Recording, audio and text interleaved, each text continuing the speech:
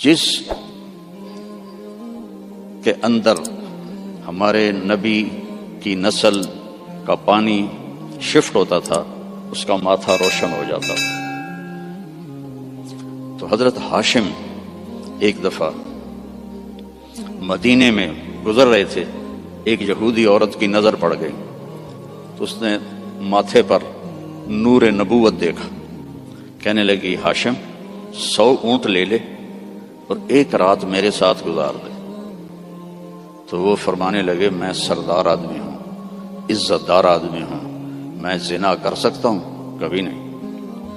وہیں انہوں نے اگلے دن شادی کی بنو نجار میں حضرت سلمہ سے۔ 2-3 دن گزرے تو بازار میں جا رہے تھے تو وہ یہودی عورت سامنے سے آ رہی تھی، تو اس کو روک لیا، فرمایا تو مجھے گناہ کی دعوت دے رہی تھی، شادی کر لے۔ تو اس نے ایسے دیکھا، کہا مجھے آوارہ نہ سمجھو، میں بھی عزت دار ہوں، تیرے ماتھے پہ نور نبوت تھا، میرا جی چاہا کہ میرے پیٹ میں آ جائے، لیکن وہ سلمہ کا نصیب تھا، وہ لے گئی۔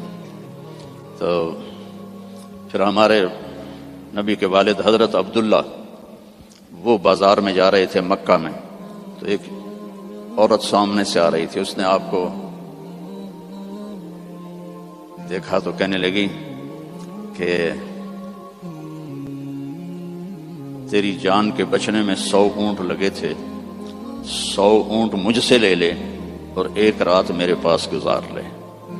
تو انہوں نے بھی یہی فرمایا کہ میں عزت دار ہوں، یہ نہیں ہو سکتا۔ اس کا کیا مطلب تھا 100 اونٹ تیری جان پہ لگے؟ حضرت عبد المطلب کا ایک ہی بیٹا تھا حضرت حارث، اور زمزم کا کنواں کھود رہے تھے، تو تھک کے بیٹھ جاتے تو کہتے وہ بھی کوئی سردار ہے جس کی اولاد نہ ہو، اگر میرے اللہ نے مجھے 10 بچے دیے تو میں ایک کو اللہ کے نام پہ قربان کروں گا۔ اللہ نے 15 دے دیے تو سب کو اکٹھا کیا اور کہا کہ میں نے منت مانی تھی، ایک کو ذبح کرنا ہے، تیار ہو؟ آج ہمارا بیٹا ہمیں پانی پلانے پہ تیار نہیں ہے، اور وہ 15 کے 15 کہنے لگے تیار ہیں، جس کا ہاتھ پکڑو گے گردن پیش، کہ ایسے نہیں، میں قرعہ ڈالوں گا۔ تو انہوں نے سب کے نام لکھے اور پرچی ڈالی، تو حضرت عبداللہ کا نام نکل آیا، سب سے چھوٹے تھے، سب سے پیارے تھے۔ انہوں نے ہاتھ پکڑا اور صفا پہاڑی کی طرف چل پڑے۔ تو ان کی جو تھیں حضرت عبداللہ کی بہنیں اور پھوپھیاں اور باقی عرب سردار وہ آگے آ گئے۔ اس میں ایک صحابی ہیں عامر بن عاص، ان کا والد ایمان تو نہیں لایا تھا، عاص بن وائل، اس کا بڑا کردار ہے۔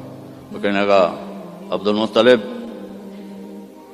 کبھی نہیں ہونے دوں گا، یہ تو کیا چاہتا ہے کہ تیرے بعد لوگ اپنے بچے ذبح کریں؟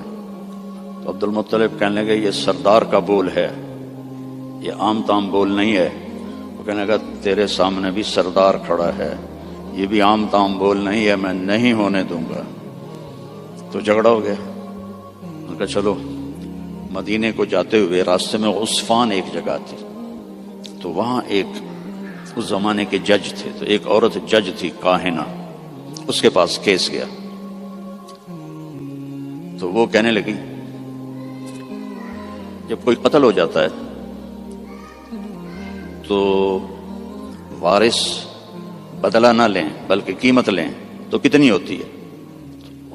تو انہوں نے کہا 10 اونٹ۔ کہا ایک پرچی پہ عبداللہ لکھو اور ایک پہ 10 اونٹ لکھو اور پرچی ڈالو، جب تک عبداللہ کا نام نکلتا رہے 10-10 اونٹ بڑھاتے جاؤ، اور جب اونٹوں کا نام نکل آئے تو پھر عبداللہ کو چھوڑ دو اور جتنے اونٹ ہیں ذبح کرتا۔ تب حرم شریف میں سارے اکٹھے ہوئے، اور اس وقت پرچیاں ہوتی تھیں 2 تیر، اور اس کا جو ڈبہ ہوتا تھا اس میں سوراخ ہوتا تھا، تو ایک تیر پہ عبداللہ لکھا اور ایک تیر پہ 10 اونٹ لکھا، اور ایسے کر کے نا اسے ہلا کے جو پھینکا تو عبداللہ کا نام نکلا۔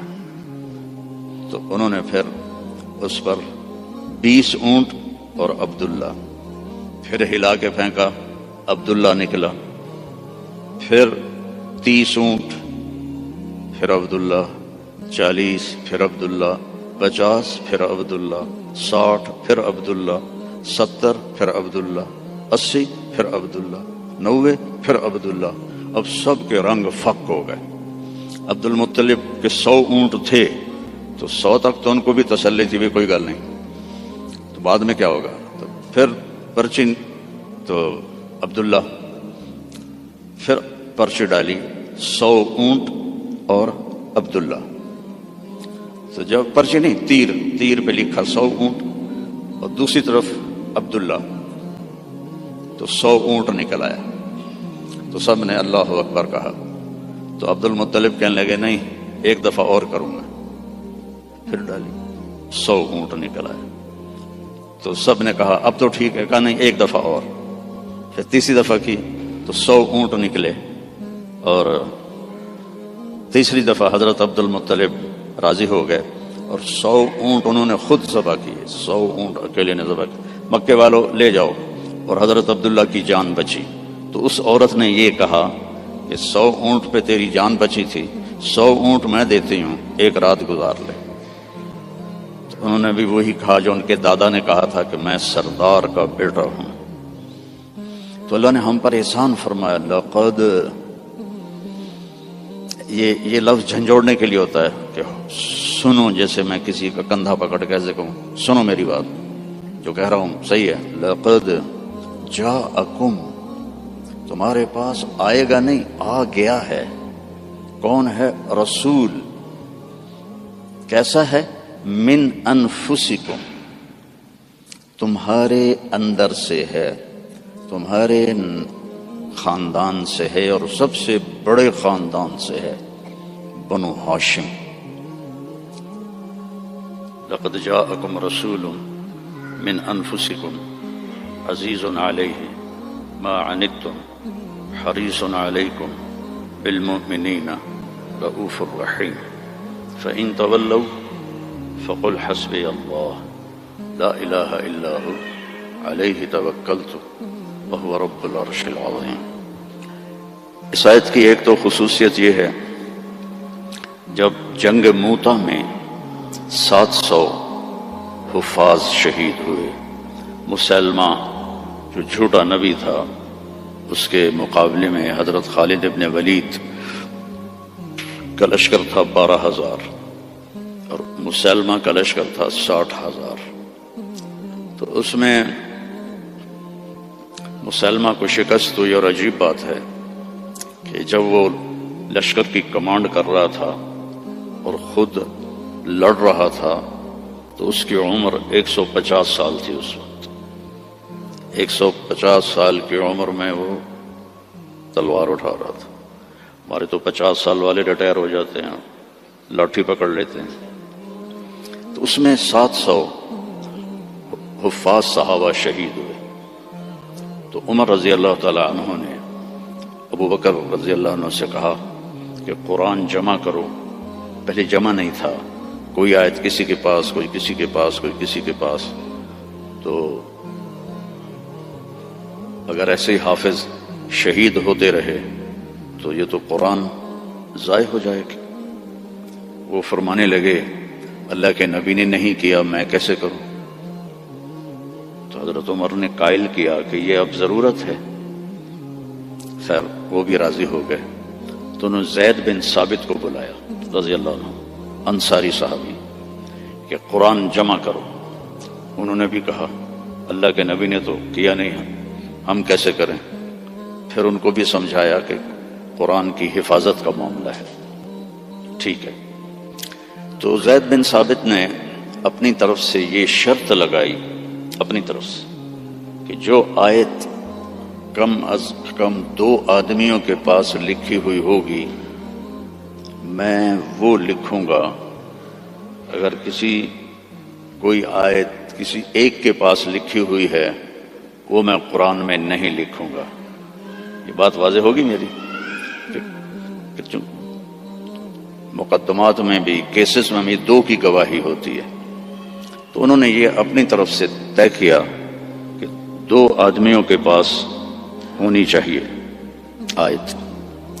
اس آیت کو جب ڈھونڈنے لگے تو وہ صرف ایک آدمی کے پاس تھی، حضرت خزیمہ بن ثابت رضی اللہ عنہ۔ تو انہوں نے اور تلاش کیا، کسی کے پاس بھی نہیں تھی، صرف حضرت خزیمہ کے پاس تھی۔ تو زید رضی اللہ تعالیٰ عنہ نے انکار کر لیا کہ میں اس کو قرآن میں شامل نہیں کروں گا۔ تو وہ فرمانے لگے کہ تمہیں معلوم نہیں میری گواہی 2 کے برابر ہے۔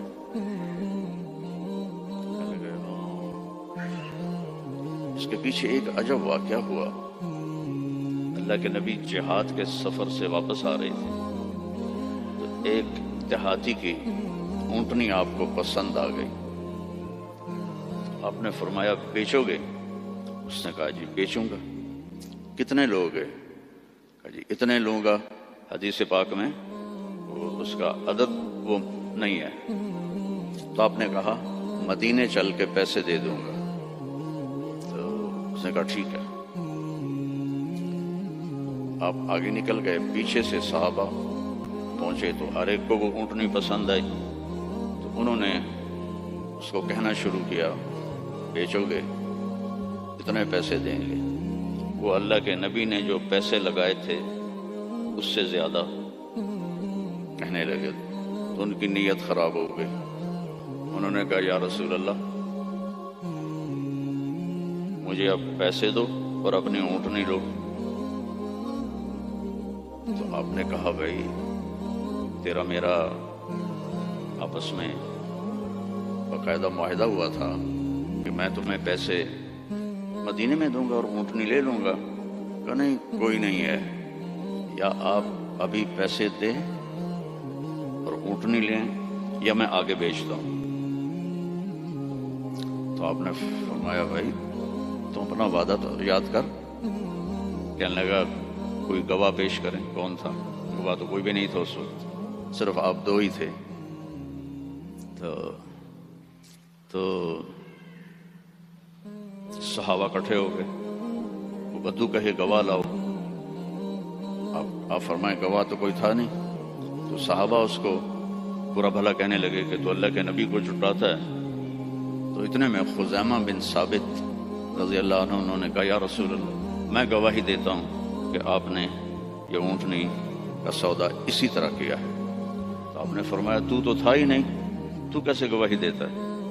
کہ یا رسول اللہ آپ آسمان کی خبریں بتاتے ہیں اور ہم کہتے ہیں سچ ہے، تو یہ اونٹنی کی خبر کو سچ نہیں مانیں گے؟ تو آپ اتنا خوش ہوئے کہ آپ نے فرمایا آج کے بعد خزیمہ جہاں بھی گواہی دے گا یہ 2 کے برابر ہوگا۔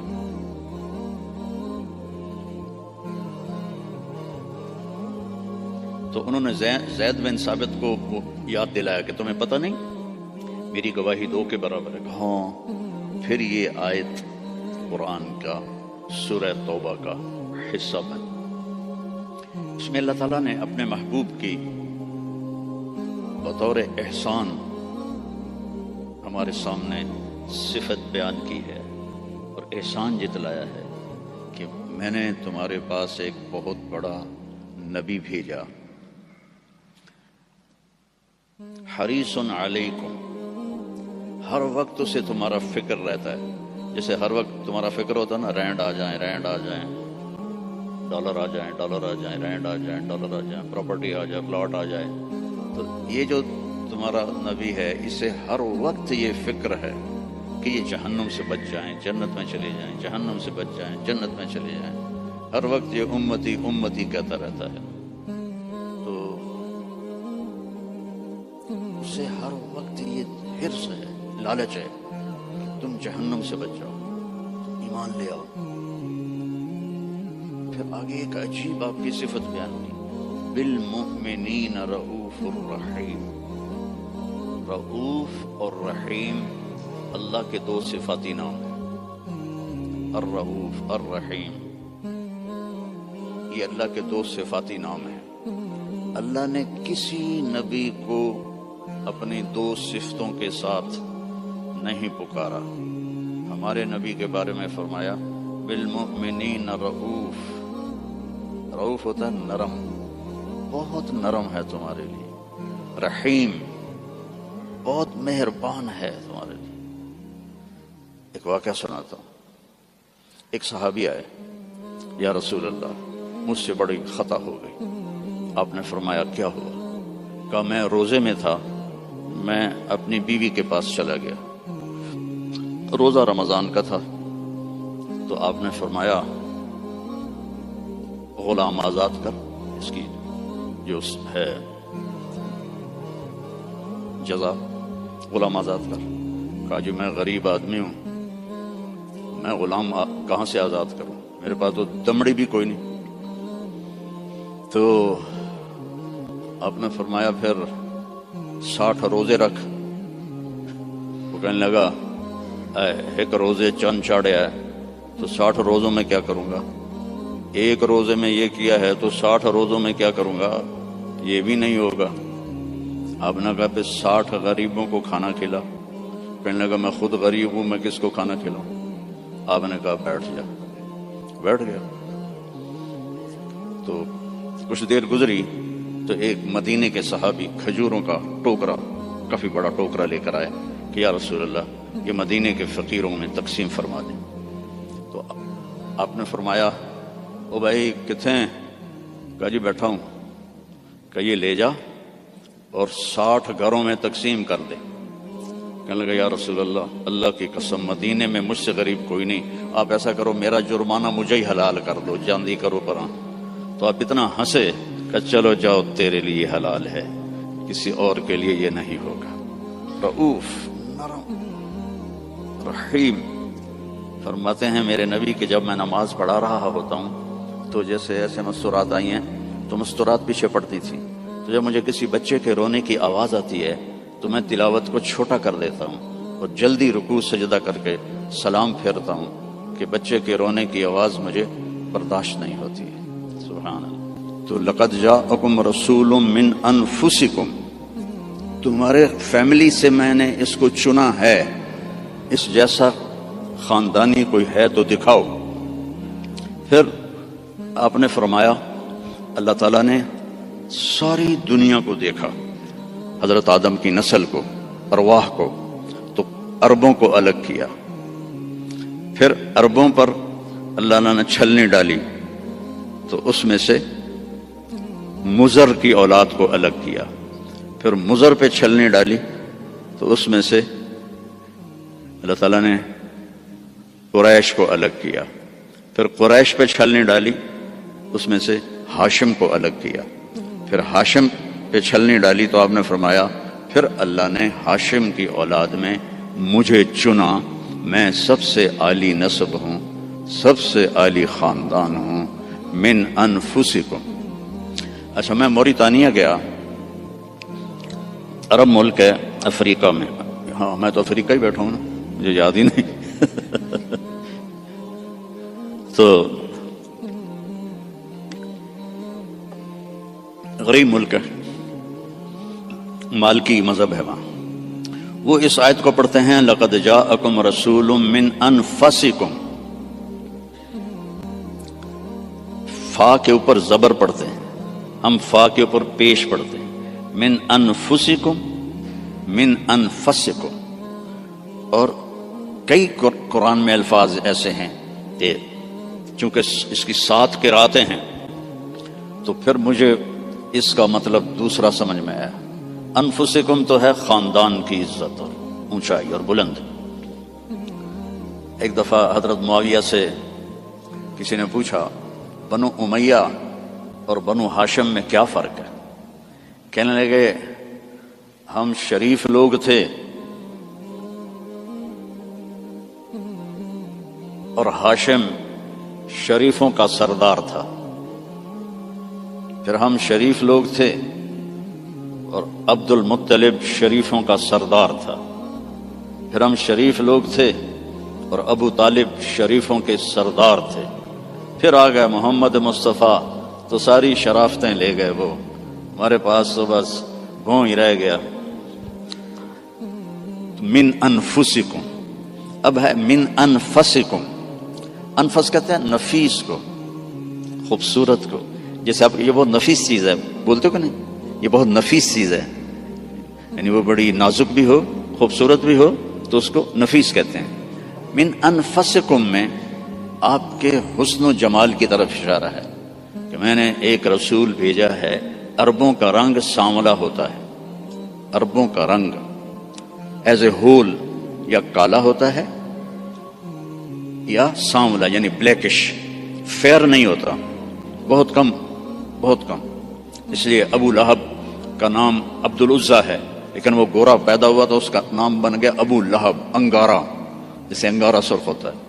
تو عرب کا جو رنگ ہے ایز اے ہول بلیکش ہوتا ہے یا کالا ہوتا ہے، جیسے آپ کے یہاں ہیں افریقی بھائی۔ تو اللہ تعالیٰ نے آپ کو جو پیدا کیا، من انفسکم، حضرت آمنہ فرماتی ہیں کہ 9 مہینے میں مجھے آپ کے حمل کا نہ کوئی احساس ہوا، نہ پتہ چلا، نہ کوئی دردیں ہوئیں۔ جب پیدا ہوئے تو کوئی درد نہیں لگا، کوئی درد نہیں لگا۔ اور جب آپ پیدا ہوئے تو ماں کے پیٹ سے جو بہت ساری چیزیں نکلتی ہیں، ایک قطرہ باہر نہیں نکلا۔ اور جب آپ پیدا ہوئے تو بچے کے اوپر بہت سارا کیچڑ ہوتا ہے، اس کو پھر نہلاتے ہیں، آپ صاف ستھرے پیدا ہوئے، بالکل صاف۔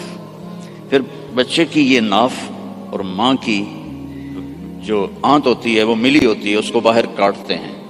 آپ اپنی ناف الگ کے ساتھ پیدا ہوئے، کاٹی نہیں گئی۔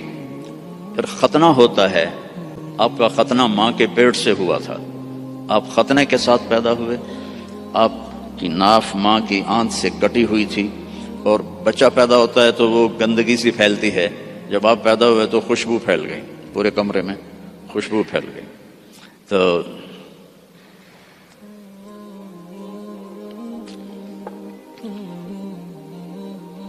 اب وہ آپ کی جو دائی تھی وہ حیران ہو کے دیکھ رہی تھی کہ یہ کیسا بچہ ہے۔ تو اسی حیرت میں ان کو حضرت آمنہ کے پہلو میں لٹایا۔ یہ بچہ کتنی عمر کا ہے؟ 15 منٹ، 20 منٹ، آدھا گھنٹہ۔ تو آپ ایسے لیٹے ہوئے ہیں، ایک دم کروٹ بدلی، جیسے مضبوط آدمی کروٹ بدلتا ہے، اور ہاتھ یہاں رکھے اور یوں سجدے میں چلے گئے، جیسے بڑے سجدہ کرتے ہیں، لیٹیں یا نہیں، گھٹنے اٹھائے، ہاتھ اٹھائے، اور اس طرح سجدہ کیا آپ نے، اور لمبا سجدہ۔ اور اس کے بعد آپ نے سجدے سے یوں سر اٹھایا، دونوں ہاتھ سیدھے کیے۔ بچہ تو ہل بھی نہیں سکتا، یہ کیا کر رہا ہے؟ یوں کیے اور سینے کو یہاں کیا، اور پھر اس ہاتھ کو اوپر کیا اور اپنا سر بھی اوپر کیا، اور انگلی کو ایسے آسمان کی طرف اٹھایا۔ کیا پیغام دیا؟ نماز لے کے آیا ہوں، افریقہ میں آ کے چھوڑ نہ دینا، رینڈ کے پیچھے بھاگتے بھاگتے رینڈ نہ بن جانا۔ پنجابی والے سمجھتے ہوں گے رینڈ کسے کہتے ہیں، جوں کو رینڈ کہتے ہیں۔ تو ایسا سجدہ کیا، جب آپ نے یوں کیا تو سارا نور ہی نور پھیل گیا، اور اس کے بعد آپ پھر وہی بچے کے بچے۔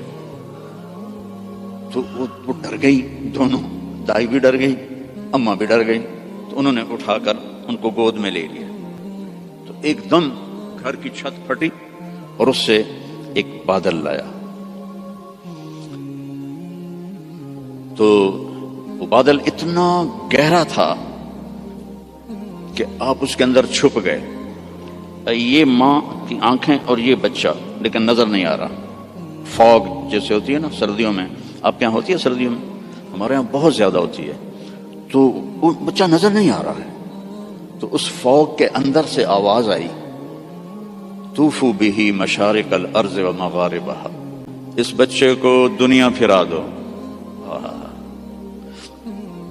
لیعرفوا باسمہ ونعتہ وصورتہ، ساری دنیا کو بتا دو یہ ہے جس کے پیچھے چلو گے تو کامیابی ہے، ورنہ جانور میں اور تم میں کوئی فرق نہیں ہوگا۔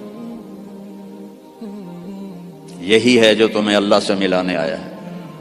اور پھر ایک عجب آواز آئی کہ اس کو آدم کے اخلاق دو، شیش کی معرفت دو.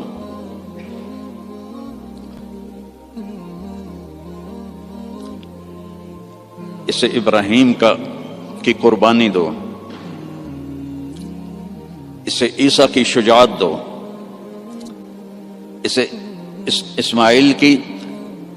ابراہیم کی دوستی دو، خلیل اللہ، اسماعیل کی قربانی دو، چھری چلوائی، صالح کی فصاحت دو، لوط کی حکمت دو، اسحاق کی رضا دو، یوسف کا حسن دو، موسیٰ کی شدت دو، یوشع کا جہاد دو، دانیال کی محبت دو، الیاس کا وقار دو،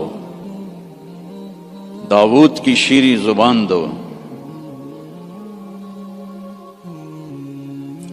عیسیٰ کا زہد دو، وَأَغْمِسُوهُ فِي أَخْلَاقِ النَّبِيِّينَ، اور جو کچھ ہم نے نبیوں کو دیا سب کچھ اس کو دے دو. 15 منٹ میں ہمارے نبی 1.25 لاکھ نبیوں کو جو ملا اندر چلا گیا. 63 سال جو پانی دے میں 63 سال جو پرواز کی وہ کیسی ہوگی؟ کوئی اندازہ لگا سکتا ہے؟ میرے نبی کا ایک طریقہ زمین آسمان سے قیمتی. جو اس زمانے کا تو فیشن تھا، چلو فیشن تھا، تو ایک فیشن میرے نبی نے اپنایا تو ہمیں ہمارے اوپر بنتا نہیں کہ ہم بھی اسی فیشن کو پسند کریں. کراچی میں ایک دوست کے پاس تھا تو اس کا بیٹا آیا، ابھی یہ بیٹے نے آ کے مجھے مصافحہ کیا، تو اس کے بال یہاں سے کٹے ہوئے، جی میں بھیڑ منی ہوتی، یہاں سے کٹے ہوئے اور اوپر ایسے. میں کہا یہ تو نے بال کیسے بنائے ہوئے ہیں؟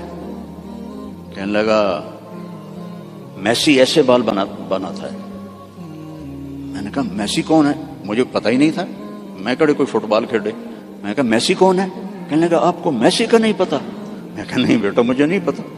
کہا وہ بہت بڑا فٹ بالر ہے، یہ اس کا فیشن ہے، اس لیے میں نے اس کا فیشن اختیار کیا ہے. تو بھائیو میرے نبی کی ہر ادا میرے نبی کا فیشن ہے، تو ویسے ہی کرو نا جیسے انہوں نے کیا تھا. دوسرے فیشن کیوں اپناتے ہو؟ اللہ بھی تمہیں پیار سے دیکھے گا، اللہ کا حبیب بھی تمہیں پیار سے دیکھے گا. قیامت کے دن ہر نبی کہے گا یا اللہ میری جان بچا، ماں باپ بیوی بچے یا اللہ میری جان بچا. صرف ہمارے آپ کے نبی ہوں گے جو کہیں گے یا اللہ میری امت بچا، یا اللہ میری امت بچا، یا اللہ میری امت بچا.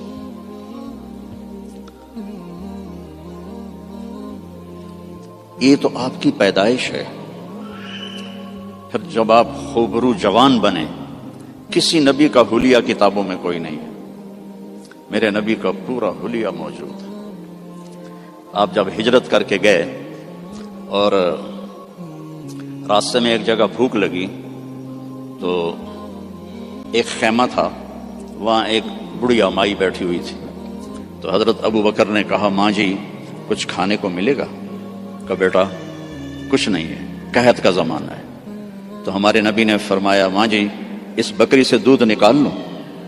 تو وہ بکری ایک تو وہ اس کی بکرے سے ملائی نہیں ہوئی تھی اور دوسرا کمزور. تو اس نے کہا بیٹا اس کی تو بکرے سے ملائی بھی نہیں ہوئی، ملاپ بھی نہیں ہوا، اور دوسرا اس کے اوپر صرف کھال ہی کھال ہے، گوشت ہی کوئی نہیں، دودھ کہاں سے آئے گا؟ کہا آپ مجھے اجازت دے دو کل لے لو. اب چونکہ وہ ایک بڑی عجیب سی بات ہو رہی تھی نا، تو اس نے آپ کو ایسے غور سے دیکھنا شروع کیا. یا تو یہ کوئی عرب نہیں ہے، یا یہ جانتا نہیں ہے کہ بن بیاہی بکری اور وہ بھی صرف چمڑا. آپ نے ایسے ڈول اس کے نیچے رکھا اور اس کے تھنوں کو ہاتھ لگایا تو وہ لٹک کے نیچے آ گئے. ایک بکری میں 1 گلاس دودھ ہوتا ہے، چھوٹا گلاس. آپ نکالتے گئے وہ پورا برتن بھر گیا، فل بھر گیا. تو آپ نے پہلے ابو بکر کو پلایا، پھر عامر بن فہیرہ کو پلایا، پھر وہ جو رہبر تھا اس کو پلایا، بعد میں خود پیا اور پھر بکری کے نیچے بیٹھے، پھر پورا بھر دیا، چھوڑ کے چلے گئے. ایک بکری کی عمر ہوتی ہے میکسیمم 7 سال، اس کے بعد وہ یا ذبح کر لو یا وہ مر جائے گی. یہ بکری 22 سال زندہ رہی ان ہاتھوں کی برکت سے. اور ذبح نہیں ہوئی، مر گئی، ذبح نہیں. حضرت عثمان کے زمانے میں جا کے جس بکری مری ہے تو اس کا خامد آیا تو نے جب دودھ دیکھا کہنے لگا کرما لی ہے، دودھ کتوں آ گیا، یہ دودھ کہاں سے آیا ہے؟ وہ کہنے لگی ہے اس بکری سے. کہا تیری عقل ٹھکانے ہے، دماغ ٹھیک ہے تیرا؟ اور اس بکری کو تجھ پتہ نہیں ہے کہ اس نے اتنا